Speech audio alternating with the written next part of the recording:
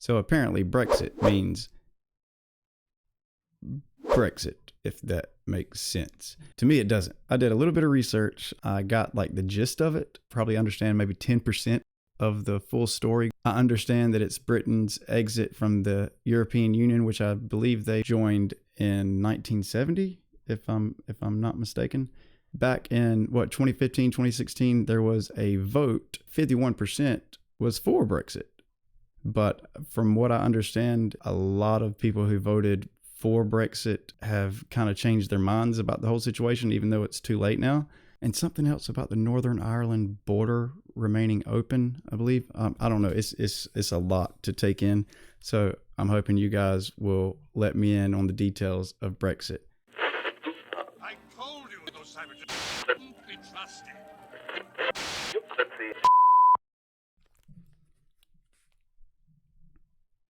June 23, 2016. The referendum on European Union membership has been voted on and Brexit has passed. The United Kingdom will be leaving the EU and its supporters are ecstatic. But be careful what you wish for because Brexit might have long-term devastating consequences for the United Kingdom's stability. In fact, could it lead to the end of one of the world's oldest democracies? Here's how Brexit could wind up destroying the United Kingdom. There was a lot of time to debate the consequences of Brexit, and many people tried to stop it in its tracks, including an attempt to topple the Prime Minister that nearly led to an unlikely coalition with a controversial Labour leader. But in the end, the UK left the EU on January 31, 2020, about 2 months before the world got completely turned upside. 2020? Why did it take 4 years to actually leave if it was voted? I know it was voted 51% to leave in 2016. Why did it take so long, guys?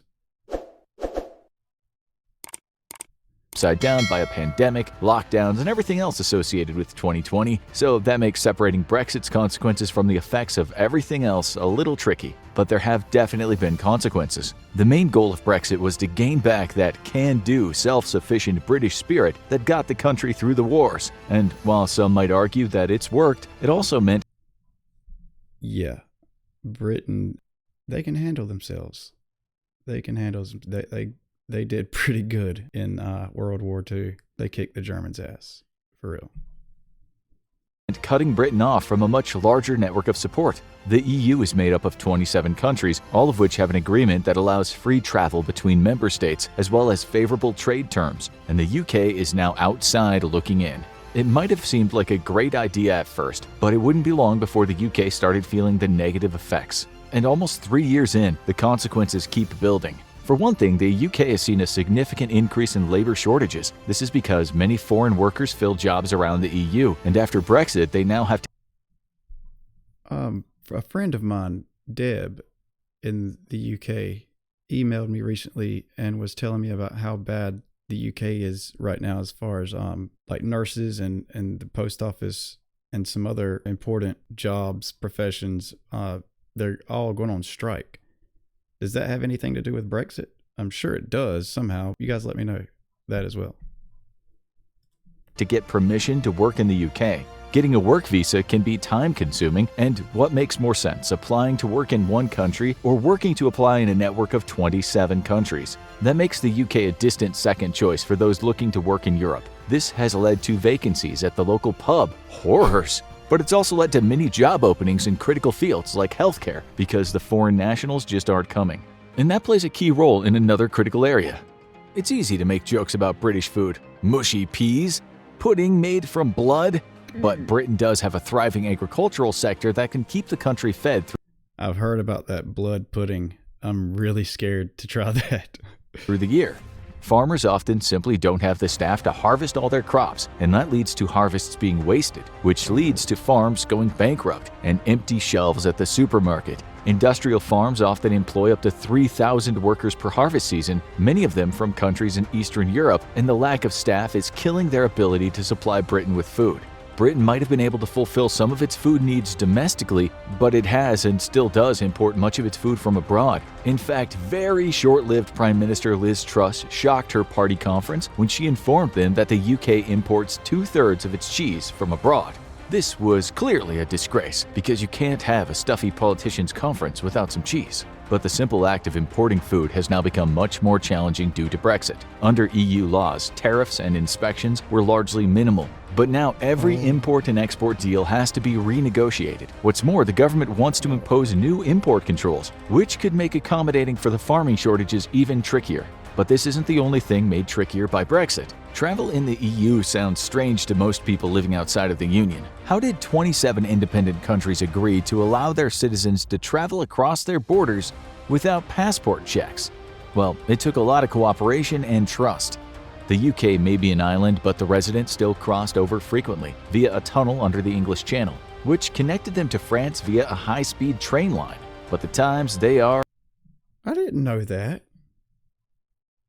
There's a tunnel that goes, in a mountain? I need to know about that tunnel and that train. ...are a-changin'. While the UK and the EU have maintained freedom of travel between the two, they are still allies and members of NATO after all. They're now considered different countries, and that means anyone who crosses across the English Channel via train should bring their passport and be prepared for more security checks. A minor complication, but one that could still put the damper on a vacation if a key document gets left behind. And if Brexit has brought about one thing, it's lines. Brexit seems to have meant more bureaucracy, more documents, and more delays, just about everywhere. This is the most common at the borders, and nowhere was it more obvious than in July 2022 when those trying to enter the country via the port of Dover found themselves waiting and waiting and waiting. While conservative politicians originally said there would be no major delays, the simple act of requiring passport checks soon snowballed into massive 6-hour waits. And it wasn't just at British ports. Suddenly, all those quick check lines that allowed British visitors to just sail through European passport checks were no more. And all ports around the European Union found themselves facing major delays as they had to check that British tourists were there legally and had plans to return. Guess Brits heading abroad had better practice their stiff upper lip. But just about everyone is going to feel the impact of Brexit in some way. It's not just food-related imports and exports that have taken a big hit. In the first year after Brexit, it was estimated that exports to Europe fell by around 14%. It was partially due to COVID, but the impact has continued to be felt, and a big part of that is the increased fees, security, and paperwork that everyone has to deal with. That includes countless small businesses which have found it more expensive than ever to send their goods abroad. Many longtime small businesses might decide to close their doors rather than try to compete in this brave new market, and will likely be replaced with either locally focused businesses or more likely multinational chains that are used to navigating the bureaucracy. And that has meant lasting issues for the economy. Part of the appeal of Brexit was that the United Kingdom could move away from the EU's costly fees and sharing arrangements, which were meant to boost the welfare of poorer countries with the help of wealthier ones like Britain and France. And the UK doesn't have to pay those fees anymore. But that might not be a positive. Since Brexit happened, the EU's gross domestic product has jumped by over 8%, while the UK's growth is less than 4%. That's well below expectations, and while much of this can be attributed to COVID, the country's trouble getting... Why did so many people vote for Brexit? I mean, was the main reason just to go back to being a sovereign nation of countries? Or, I mean, was there other reasons? What do you guys feel about this Brexit? Were you for it or against it? Workers and exporting its products definitely isn't helping either. So Britain is making less money, but it might be spending more domestically too. Inflation is the word on everyone's minds right now. It seems like everything is costing more these days, from airline fares to grocery staples. Some people blame all the money going to help Ukraine fight off the Russian invaders. Other people blame corporate greed. The answer is complicated, but one thing is for sure, inflation isn't the same in every country, and Britain is having a much worse time than the average EU member. It uses the British pound rather than the euro, keeping its own currency even when it was in the EU. And now the pound is weakening significantly. Inflation in the eurozone seems to be starting to improve, but that's not helping the United Kingdom. And the ongoing supply chain issues and labor problems certainly aren't helping investors feel more confident in the country's future. But Brexit isn't just detrimental to Britain's economy, it's damaging its culture. The United Kingdom is a major hub for tourism, coming in 10th place by number of arrivals and 5th by tourism revenue, boosted by a number of factors. It's one of the closest international destinations that speaks English for Americans to visit if they don't want to learn another language. It also has no shortage of tourist attractions, ranging from Big Ben and Windsor Castle, home of the royal family, to more modern attractions like the Alton Towers theme park. It even has legendary historical sites like Stonehenge. But will the tourists keep... Somebody's going to be telling me that soon. Hope you have a great vacation. Somebody is going to tell me that. I'm hoping this year, because I am going to make it to the United freaking Kingdom this year. Mark my words. Keep coming. American tourists are likely to keep coming as their situation hasn't really changed, although the increased cost for flights might cause some to decide Canada is a better international destination instead. But as for EU tourists, they might want to go to Britain. But then, they look at all the requirements and might think that the Colosseum in Rome or the Eiffel Tower might make a little more sense. While tourism revenue is still in complete flux right now due to the pandemic, it's only starting to recover, and no one is sure if Britain's overall economy will ever fully recover. But tourism isn't just fun and games. For some people, it's their livelihood. It's a time-honored tradition for the performing arts, the traveling showman. It dates back to the bards of the Middle Ages, who would travel from town to town singing their songs and hoping for tips from the populace. And not to anger the local authorities, today the country roads have been replaced with vans of traveling musicians searching for the next gig. And for British musicians, those gigs just got a lot harder. Now going on tour means dealing with a seemingly never-ending array of bureaucracy. Not only do they have to apply for a visa to perform in the EU, they might have to deal with different regulations at every border, including searches that pose the risk of damaging their costly musical equipment. And it's created some big roadblocks for even the biggest British musicians. In the past, continental Europe was home to some of the biggest music festivals in the world. British musicians considered these festivals mainstays of their tours, but now the associated costs of heading to those festivals have caused many British artists to scale back their plans. The result? A near 50% decrease in British artists playing at EU festivals. This has not only affected the artists' bottom line and their opportunity to boost their profile, it's affected the quality of those festivals. It's always been inside me to make things. So merging art and business can be a little tricky. We took a leap. Not only did the artists and their opportunity to boost their profile, it's affected the quality of those festivals. Not only do the artists have to deal with the added bureaucracy at the borders, but they have to pay a different tax rate for each country they visit. It's almost enough for a struggling musician to take dad's advice, give up the guitar, and get a decent job at the fish factory. Oh, about that fish factory. Back in the early days of the campaign for Brexit, one group was louder than the others, the fishermen. They were tired of EU regulations on fishing, which gave other countries access to rich British fishing waters and required the workers on the sea to abide by European rules on sustainability and other quotas. They were looking forward to Britain taking back the seas and giving their industry a new lease on life, and of course, making fish and chips, an iconic staple of British cuisine, cheaper than ever. Unfortunately for those who enjoy their fish and chips, Brexit might have made their favorite dish more expensive. The final Brexit agreement divided up the fishing waters around the UK, which did not give British fishermen quite as much as they wanted. But there's been a much bigger consequence to the split. As fish and seafood exports have massively decreased to the EU, the costs of shipping are so high that the fishing companies often lose money on every shipment abroad. This means the catch is mostly for domestic use, which means less fish are needed. This has led to fishing companies scaling back their business, and many fishermen are looking for a more profitable line of work with greater stability. So maybe it's time to go back to school. Brexit has caused a lot of damage to the UK's educational sector as well, particularly its universities. The population of foreign students has decreased, and the number of British students allowed to study abroad has dropped as well. This is all due to the border issue, but the bigger problem might be invisible. Research programs between universities are the backbone of the educational world, and the difficulty of traveling from one country to another has made many specialists from abroad hesitant to work with the British universities on long-term projects. This mainly means research projects could be cancelled or delayed. British universities could see a brain drain, and future students could see fewer opportunities for growth.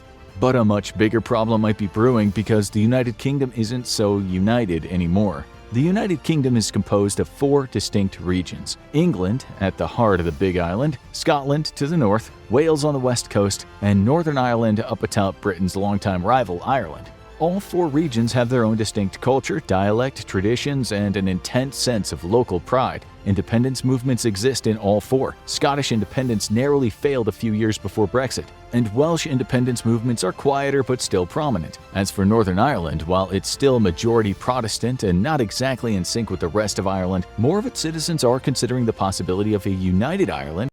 Forgive me, guys. Why is there a Northern Ireland and then an Ireland? Why is that small section so different? And I don't know. I'm hoping you guys will let me know the details about that. as the Troubles fade into history. Even after all of the pressure, the UK has refused to consider any other independence movements after the last Scottish referendum. But thanks to Brexit, that might be changing. When the voters of Scotland narrowly rejected independence in 2014, it was largely a vote for the status quo. Young voters swung in favor of independence, hoping Scotland would be a more progressive country as opposed to the UK's long streak of Tory prime ministers. Older voters, meanwhile, tilted the balance in favor of remaining. Maybe it was their loyalty to the crown, maybe it was that they liked the conservative governments, or maybe it was just that they liked how things worked and they didn't want to see them change right now. The problem is, they no longer work that way. When the UK left the European Union, so went all the privileges of membership, whether the Scottish people voted for them or not. Scotland voted overwhelmingly to remain by a 62-38 margin, but were outvoted in the end, and many now wonder if an independent Scotland could apply to rejoin the European Union. It wouldn't be guaranteed, but the odds are that the EU leadership would be sympathetic to them and consider them for membership quickly. Polls now show that support for a second Scottish referendum on independence has skyrocketed and would likely pass this time. The government has refused to allow it, but it's not clear how long they can hold out. And it's not the only country in the UK getting increasingly agitated.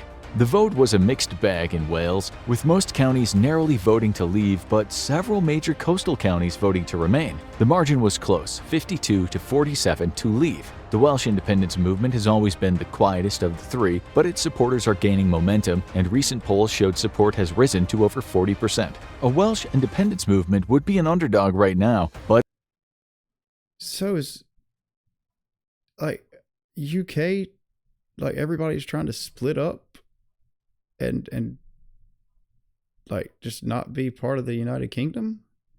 I had no clue, man. if Scotland successfully gains independence, it might energize the supporters even more, and more referendums come down to turnout and enthusiasm. An independent Wales would be a small country and have less sway with the EU at first compared to Scotland, but it could easily follow its larger neighbor's path. And then there's the very thorny issue of Northern Ireland. While not as decisive as Scotland, Northern Ireland's 55% majority in favor of remaining was easy to understand. The religious divide in Ireland led to decades of bloody conflict, and the status quo of both Ireland and the UK being members of the European Union helped to keep things on a low boil. But now, there was a much bigger issue to contend with, a border in the middle of Ireland that might separate families on the two sides. While obviously nowhere near as strictly guarded as the other countries, this prospect caused enough panic that a negotiation was ironed out to keep an open border between Ireland and the UK. But the strong support for the EU in Northern Ireland has led to many moderates in the region wondering if the time was right to open the issue of reuniting the two countries, with a 2022 poll showing a slim margin in favor of reuniting within 20 years. Will all these happen? Unlikely, but they could, and the results would be catastrophic for England.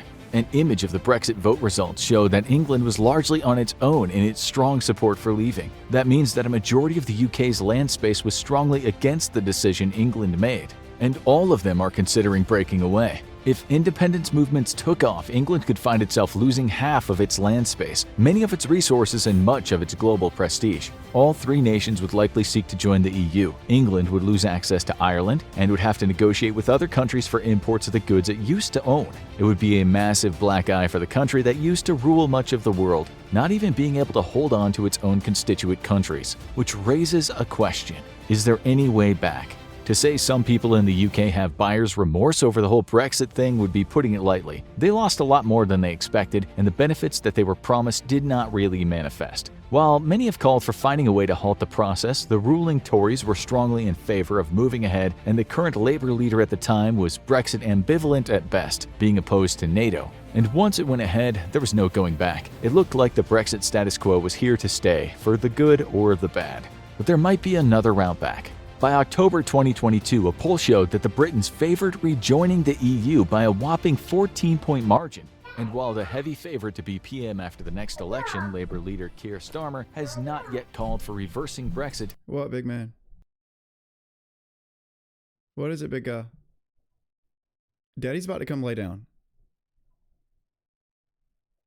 Sorry, guys. I guess I gotta be a little more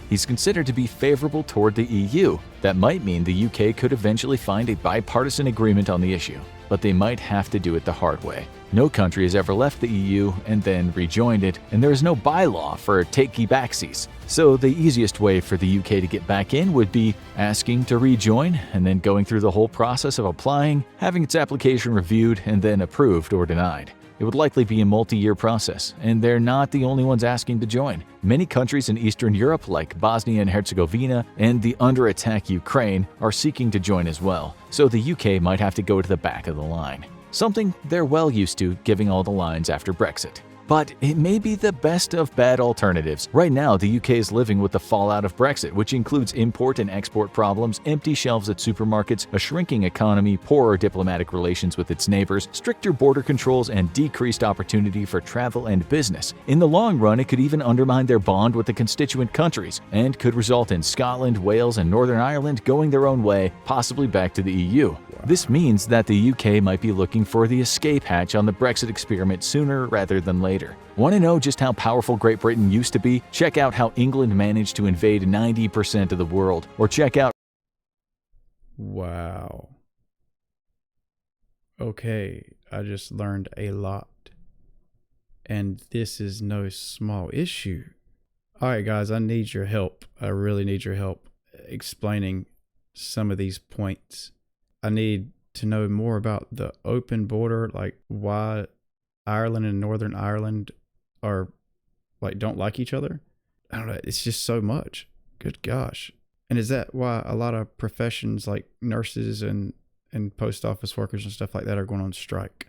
You guys let me know in the comments if you don't mind. And let me know if you were for or against Brexit. And if you were for it, do you regret the decision? Do you regret the vote? All right, guys, I got to get to bed before my son comes over here and slaps me. I will see you guys next time. Thanks for watching.